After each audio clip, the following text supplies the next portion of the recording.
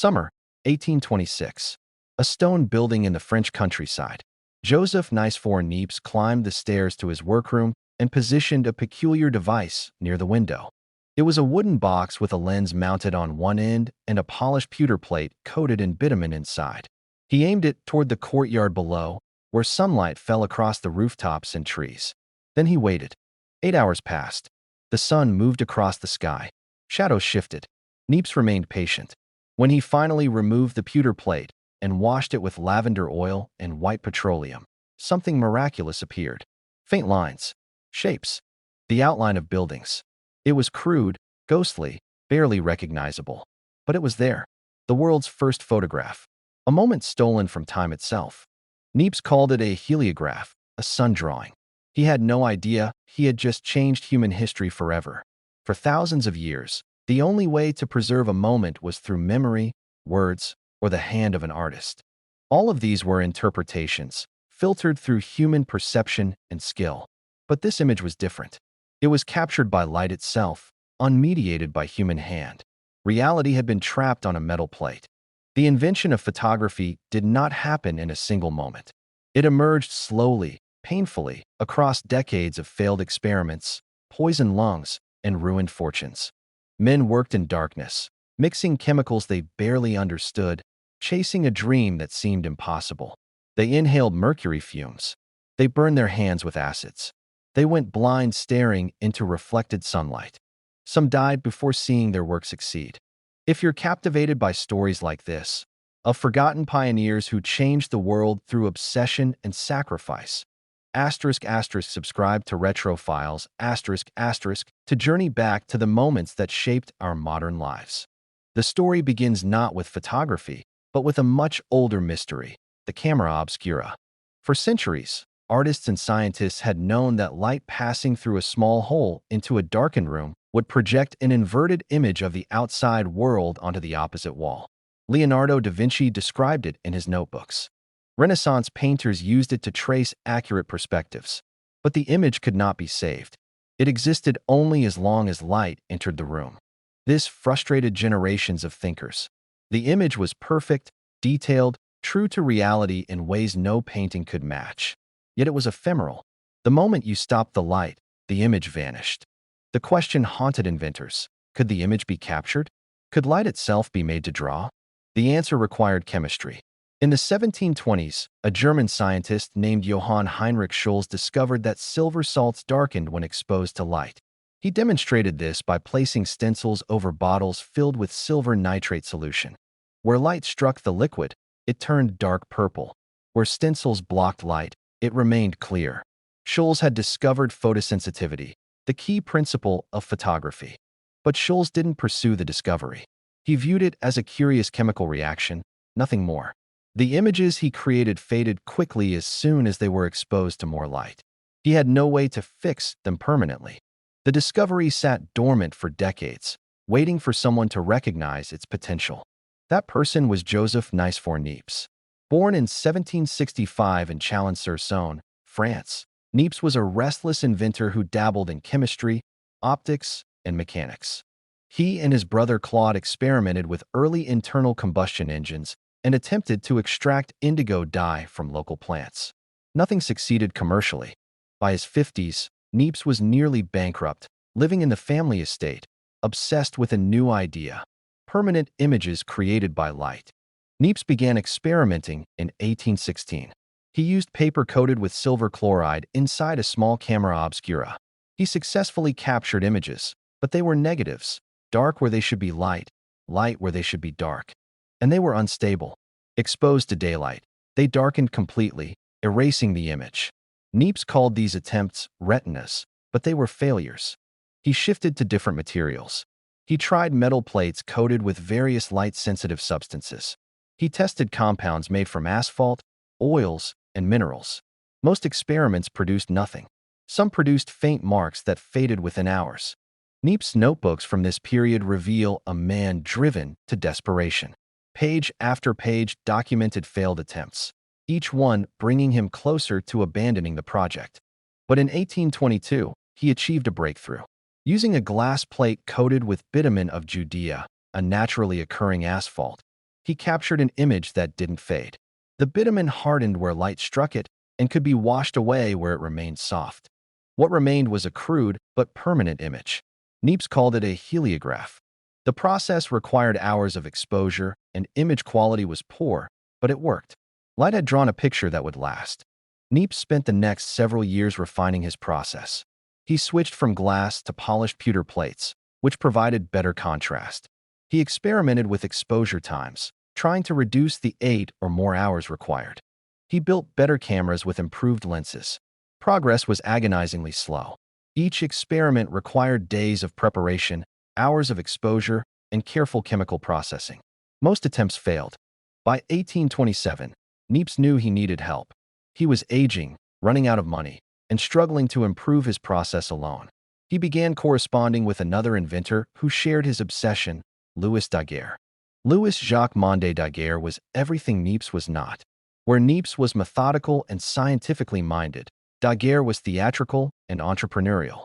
Born in 1787, Daguerre had made his name as a designer of stage sets and creator of the diorama, a popular entertainment featuring enormous painted scenes illuminated by controlled lighting to create illusions of depth and movement. Daguerre understood spectacle. He also understood the camera obscura, which he used to sketch accurate perspectives for his dioramas. Daguerre wanted to capture camera obscura images permanently. He had been experimenting with light-sensitive materials for years, achieving little success.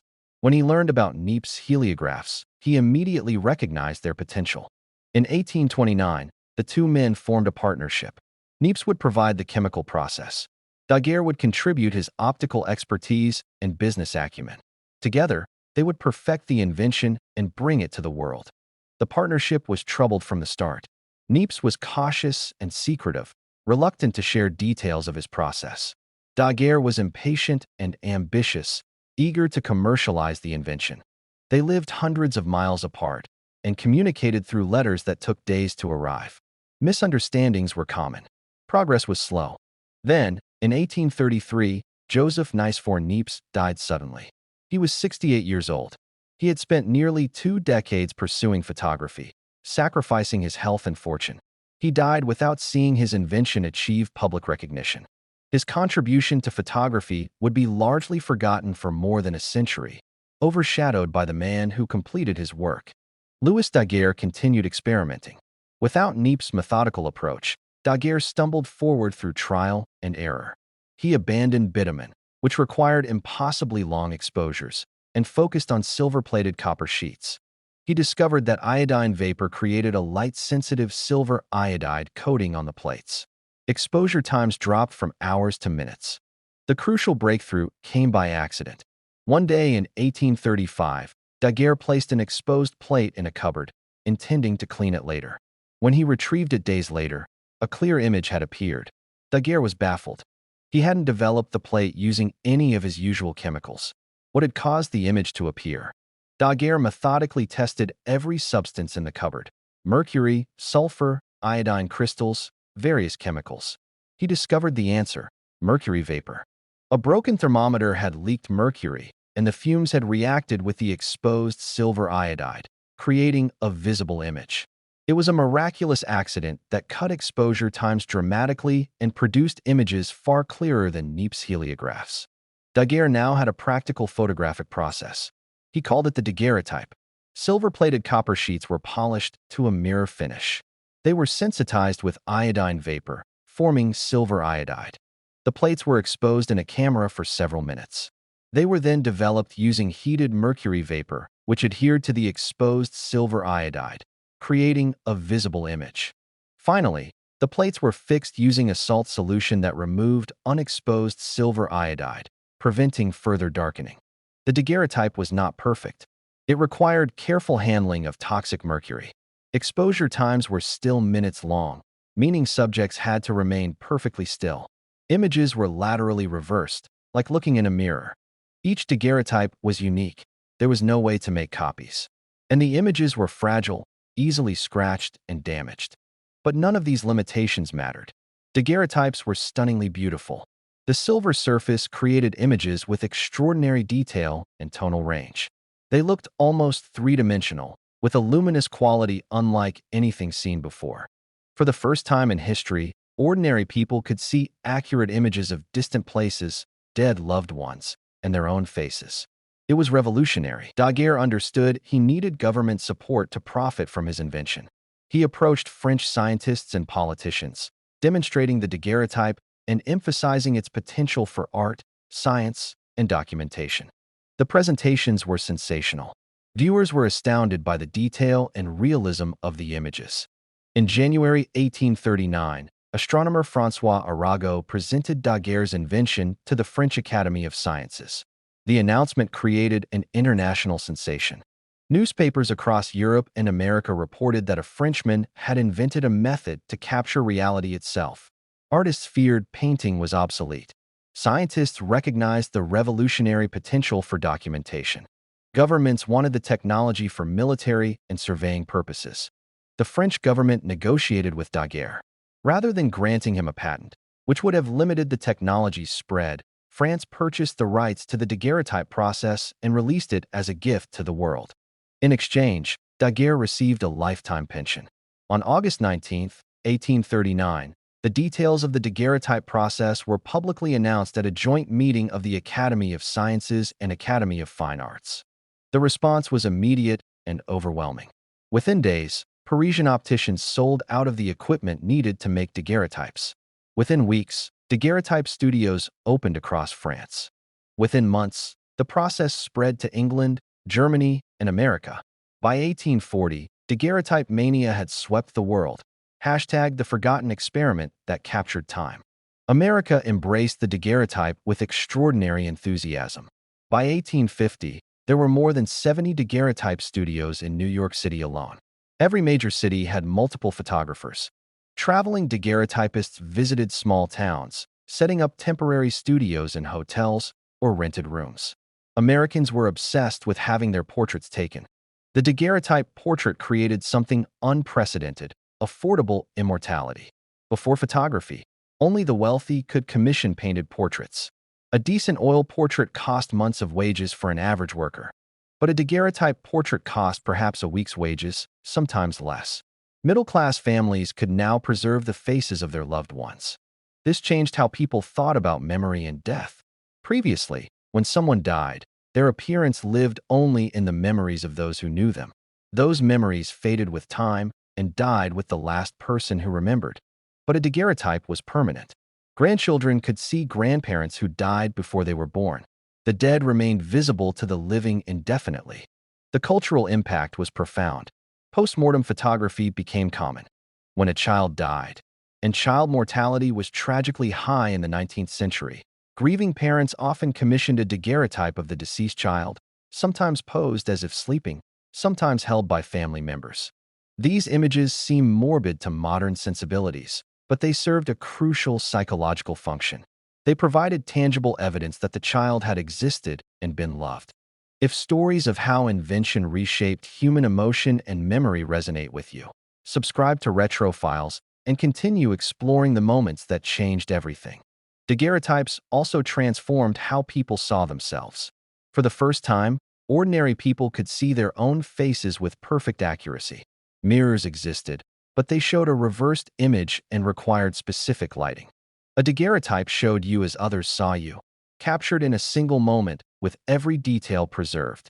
This created psychological effects that nobody anticipated. People became self-conscious about their appearance in new ways. They realized that their face would be studied by future generations. They worried about how they looked in photographs. The concept of being photogenic emerged, the idea that some people looked better in photographs than others, regardless of their actual appearance. Portrait sittings were ordeals. Exposure times ranged from 30 seconds to several minutes, depending on lighting conditions. Subjects had to remain absolutely still. Studios used head braces hidden behind chairs to prevent movement. Photographers instructed subjects not to blink, not to swallow, barely to breathe. The slightest motion would blur the image. This explains why people in daguerreotypes rarely smile. Holding a smile motionless for minutes was nearly impossible. The neutral, slightly stern expressions that characterized 19th century photographs were practical necessities, not reflections of personality. Yet these images created a distorted view of the past. Future generations would look at daguerreotypes and conclude that 19th century people were somber and humorless, when in reality, the medium simply couldn't capture spontaneous expression. The daguerreotype process remained dominant through the 1840s, but it had serious limitations. Each image was unique and unreproducible. The process required expensive equipment and toxic chemicals. Images were laterally reversed, and the metal plates were fragile, easily damaged by scratching or tarnishing. While Daguerre perfected his process in France, a different approach was developing in England. William Henry Fox Talbot, a wealthy scholar and inventor, had been experimenting with photography since the 1830s. When he learned of Daguerre's announcement in January 1839, Talbot rushed to present his own photographic process to the Royal Society. Talbot's process was fundamentally different from the daguerreotype. He used paper coated with silver iodide as the light-sensitive surface. After exposure, he developed the paper using gallic acid, creating a negative image where light and dark were reversed. This negative could then be used to make multiple positive prints by placing it over another sheet of sensitized paper and exposing it to light. Talbot called his process photogenic drawing, later refining it into the calotype. The calotype had enormous advantages over the daguerreotype. It could produce multiple copies from a single negative. It used paper, which was cheaper and more readily available than metal plates. And it didn't require toxic mercury vapor. But the calotype also had significant disadvantages. Paper negatives produced less detail than daguerreotypes on metal. Images were softer, less sharp, lacking the extraordinary clarity of daguerreotypes. And Talbot, unlike Daguerre, patented his process in England, requiring photographers to pay licensing fees. This stifled adoption in Britain while the daguerreotype flourished elsewhere. The battle between daguerreotype and calotype processes revealed a fundamental tension that would persist throughout photography's history: quality versus reproducibility. Daguerreotypes were superior images but couldn't be copied. Calotypes were inferior images but could be reproduced. Which was more valuable? Initially, quality won. Throughout the 1840s and early 1850s, daguerreotypes dominated portrait photography. Their sharpness and tonal range were unmatched. But reproducibility would ultimately prove more important. The ability to make multiple prints from a single negative was essential for photography to fulfill its potential as a medium for mass communication. The solution came in 1851 when Frederick Scott Archer, a British sculptor, invented the wet collodion process. This combined the best aspects of both earlier methods. Glass plates coated with collodion, a syrupy solution of nitrocellulose, served as negatives. The process produced extraordinary detail rivaling daguerreotypes, but because it used negatives, multiple prints could be made. The wet collodion process had its own difficulties. Plates had to be coated, exposed, and developed while the collodion remained wet, requiring photographers to carry portable darkrooms. The chemicals were even more toxic than those used in daguerreotypes. But the results were stunning, and the process rapidly displaced both daguerreotypes and calotypes.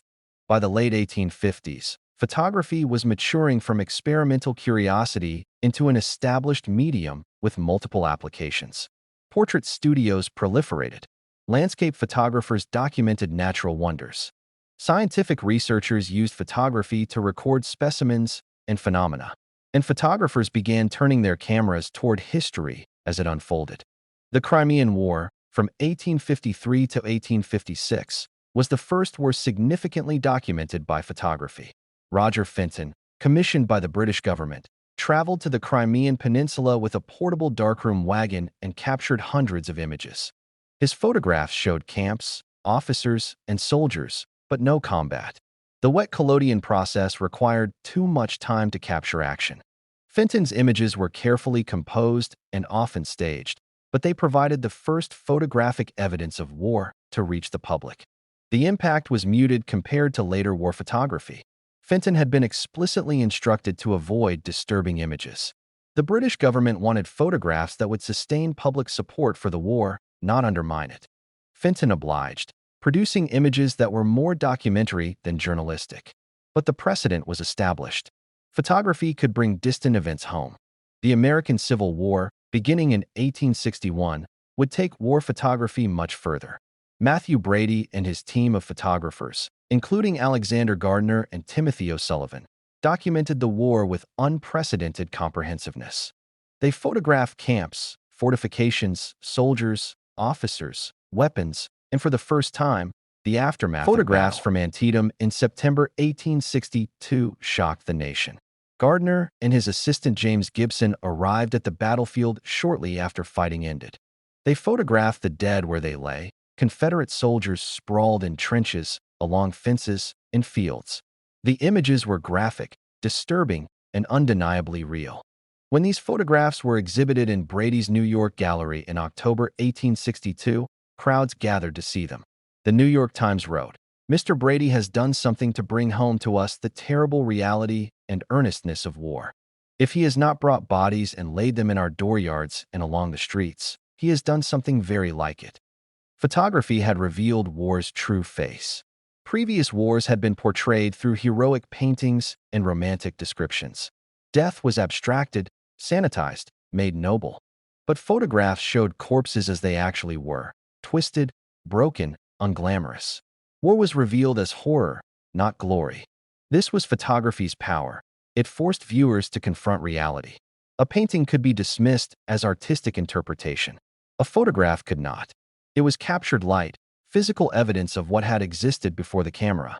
Even knowing that photographers sometimes rearranged bodies for compositional effect didn't undermine this fundamental truth. Photography provided proof.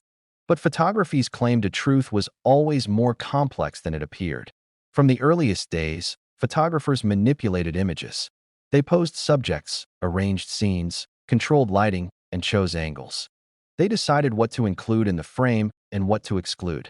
Even without technical manipulation, every photograph was an interpretation shaped by the photographer's choices. This became more evident as photographic techniques advanced. In the 1850s and 1860s, photographers discovered they could create multiple exposures on a single plate, combining different images into impossible scenes.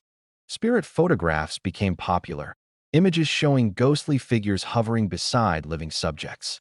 These were obvious fabrications, but they demonstrated that photographs could lie.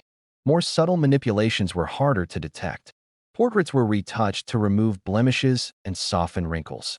Landscape photographs were sometimes composites, with skies from one negative printed with foregrounds from another. News photographs were occasionally staged or reenacted.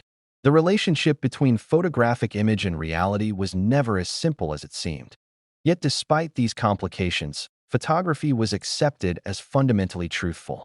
Courts accepted photographs as evidence. Newspapers published photographs as documentation. Scientists used photographs as objective records. The assumption was that while photographs could be manipulated, they generally were not. Photography's default state was truth. This assumption gave photography enormous social power. Photographs shaped public opinion, influenced policy, and created historical memory. The images that survived became the official record of what had happened. Events not photographed became less real, less important, eventually forgotten. Photography also democratized image-making. For centuries, creating images required artistic skill and years of training. Only talented painters and sculptors could produce realistic representations. But photography required no artistic ability. Anyone could capture an image by simply pressing a button. This terrified professional artists. When the daguerreotype was announced in 1839, French painter Paul de la Roche reportedly exclaimed, "From today, painting is dead." He was wrong, but his fear was understandable. Why commission an expensive painted portrait when a photograph was cheaper, faster, and more accurate? Painting didn't die, but it transformed. Artists could no longer compete with photography for realistic representation. This pushed art toward abstraction, impression, and expression. Painters explored what photography couldn't capture: subjective experience, emotional truth, imaginative vision. Photography's invention paradoxically liberated painting from the burden of realism. Photography also changed how people experienced the world. Before photographs, distant places existed only in descriptions and paintings. Travelers' accounts could be exaggerated or fabricated. Paintings reflected artists' biases and limitations. But photographs provided evidence. They showed what places actually looked like. This made the world smaller and more knowable. By the 1860s, photographers had documented Egyptian pyramids, Chinese temples, American wilderness, Arctic ice, and countless other scenes. People who would never travel could see these places through photographs. The exotic became familiar. Distance collapsed. Hashtag the forgotten experiment that captured time. By the 1870s, photography was no longer a novelty. It was an established industry with standardized processes, professional practitioners, and mass markets. But it remained expensive and technically demanding. Cameras were large. Wet plates required immediate processing. Taking photographs required knowledge, equipment, and significant investment. This changed in 1888 when George Eastman introduced the Kodak camera. It was a simple box containing a roll of film capable of taking 100 photographs. The camera came preloaded. After shooting all 100 exposures, the customer mailed the entire camera back to Kodak. The company developed the film, made prints, reloaded the camera with fresh film, and returned everything to the customer. Eastman's advertising slogan was brilliant. You press the button, we do the rest. Photography was no longer a technical craft requiring expertise. It was a consumer product anyone could use. The Kodak camera cost $25, expensive but affordable for middle-class families. Within a decade, millions owned cameras. This democratization of photography transformed visual culture. Professional photographers had controlled image-making for 50 years. They decided what deserved to be photographed and how it should be captured. But amateur photographers had different priorities. They photographed family gatherings, vacations, pets, children playing. They captured ordinary life, spontaneous moments, trivial scenes that professional photographers would have ignored.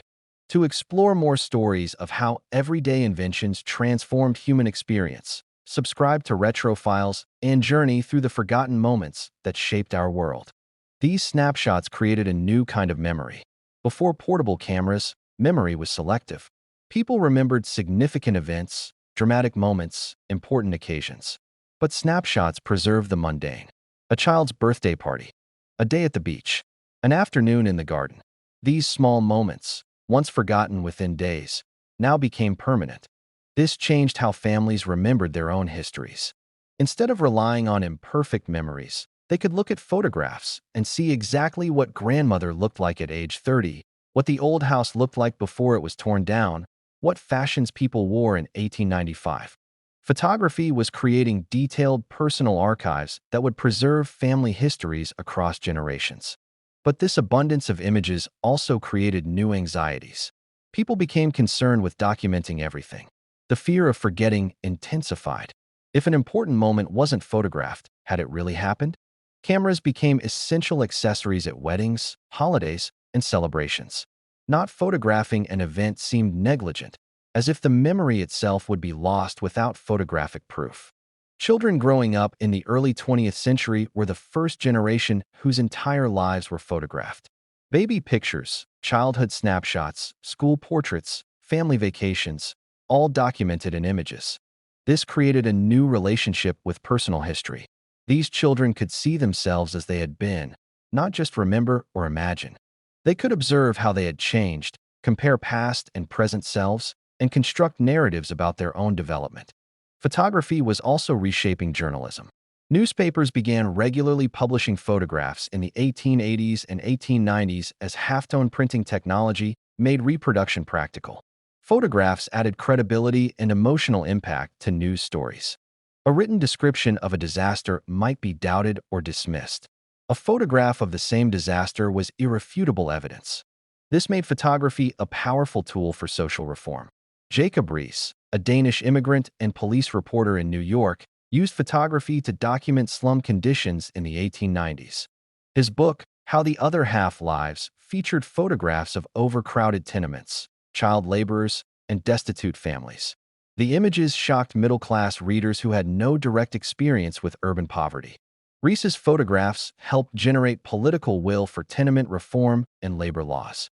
They demonstrated photography's potential to create social change by making invisible suffering visible. The camera could go places respectable people never visited and show them realities they preferred to ignore. Lewis Hine continued this tradition in the early 20th century, documenting child labor for the National Child Labor Committee. Hine's photographs showed children as young as 5 working in coal mines, textile mills, and factories. The images were carefully composed to emphasize the children's vulnerability and the dangers they faced.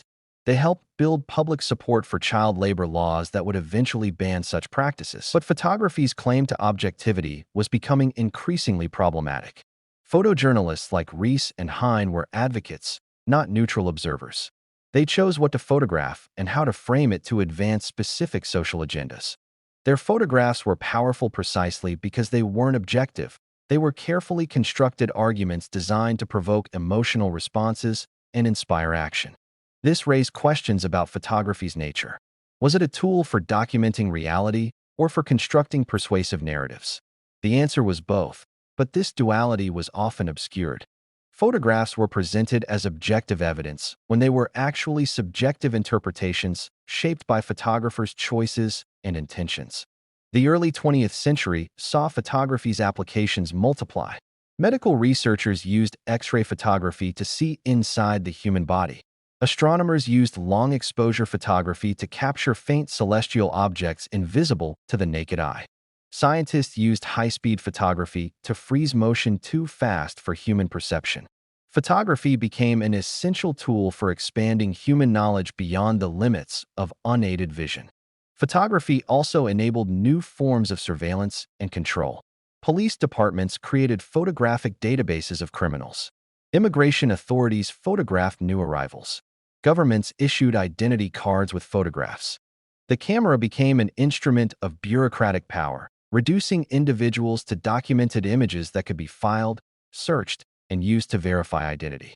The mugshot, invented in the 1880s by French police officer Alphonse Bertillon, exemplified this use of photography. Bertillon developed standardized procedures for photographing criminals: front view and profile, consistent lighting, neutral background, measurement scale. These images reduced human beings to catalogable data. They associated photography with criminality, shame, and state power. But photography also became increasingly associated with leisure, pleasure, and art. The snapshot aesthetic, casual, spontaneous, technically imperfect, challenged photography's pretensions to high art. Professionals had spent decades trying to make photography respectable by imitating painting.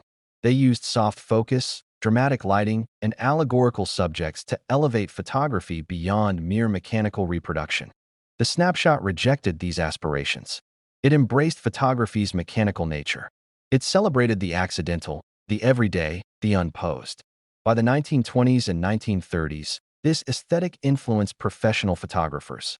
Artists like Henri Cartier-Bresson pioneered street photography, capturing candid moments of ordinary life with portable cameras. The goal was not to create beautiful compositions, but to reveal authentic human experience. This shift reflected broader changes in how people understood photography. The medium was no longer simply a tool for recording reality. It was a way of seeing, of interpreting, of creating meaning. The photograph didn't just show what was in front of the camera. It revealed the photographer's consciousness, values, and vision. The 1930s Depression era produced some of photography's most iconic images. The Farm Security Administration hired photographers to document rural poverty and the Dust Bowl's devastation. Photographers like Dorothea Lange, Walker Evans, and Arthur Rothstein traveled across America, capturing images of displaced families, failed farms, and desperate conditions. Lange's photograph, Migrant Mother, taken in 1936, became perhaps the most famous image of the Depression. It shows a worried woman with 2 children clinging to her, their faces turned away from the camera. The woman's expression conveys anxiety, exhaustion, and determination.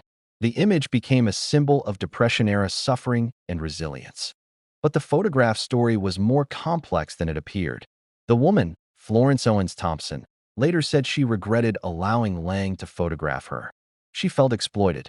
The image made Lange famous but did nothing to help Thompson, who remained in poverty for decades. This raised ethical questions about documentary photography. Who benefits when suffering is photographed? What obligations do photographers have to their subjects? These questions became more urgent as photography's power to shape public opinion became undeniable. The Spanish Civil War, World War II, the Holocaust, the atomic bombings of Japan, all were extensively photographed. These images created the 20th century's collective memory of war and atrocity. Events that weren't photographed seemed less real, less important, easier to deny. The Holocaust photographs, particularly those taken when Allied forces liberated concentration camps in 1945, had enormous impact. Images of emaciated survivors, mass graves, and gas chambers provided irrefutable evidence of Nazi crimes. When some people later claimed the Holocaust had been exaggerated or fabricated, these photographs stood as proof. Photography's evidentiary power was never more important. But photographs could also deceive and manipulate. The Soviet Union under Stalin extensively manipulated photographs, erasing purged officials from historical images and fabricating scenes to support propaganda narratives. Nazi Germany used photography to promote racist ideology and document supposed Aryan superiority. Photography was morally neutral, a tool that could serve truth or lies depending on who controlled it. By mid-century, photography had become thoroughly integrated into modern life. Family albums documented personal histories. Newspapers and magazines were primarily visual media. Advertising relied heavily on photographic images. Photography had transformed from specialized craft to universal language. The introduction of color photography in the 1930s and its widespread adoption in the 1950s and 1960s added new dimensions to this visual language.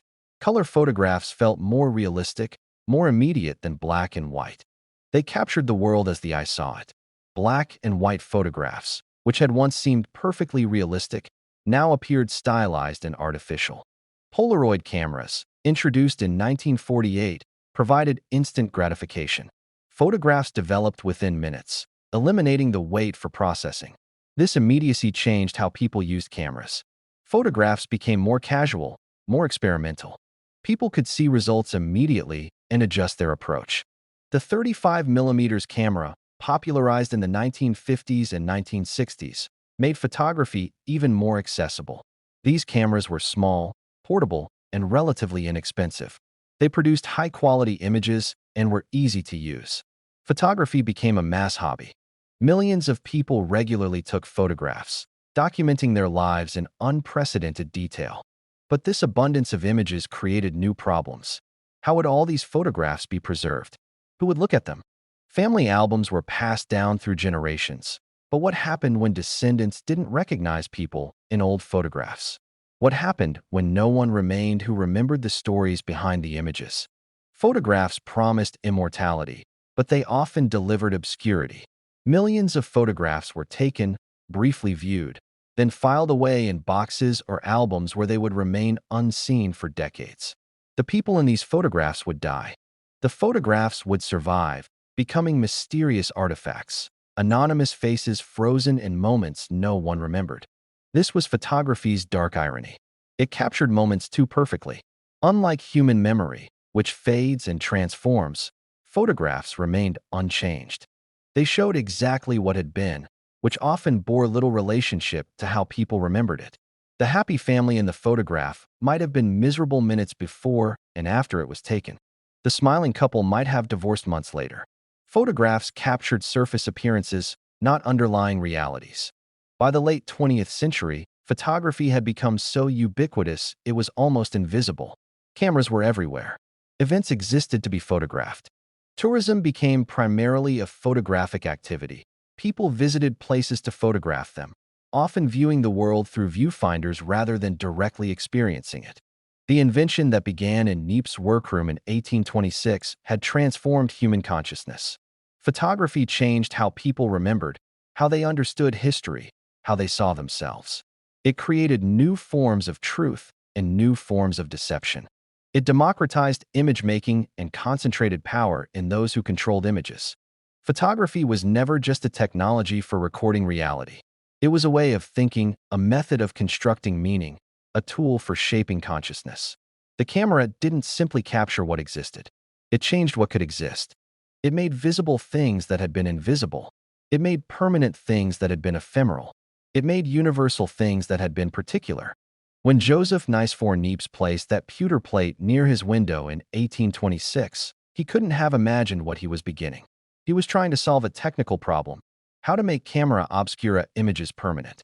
He succeeded, but he also initiated a revolution that would transform human civilization. Photography taught humanity to see differently. Before photography, seeing was active and interpretive. The eye moved constantly, selecting, focusing, constructing images from fragments. But looking at a photograph was different. The image was fixed, complete, authoritative. Photographs trained people to see in static frames, to think in frozen moments, to experience the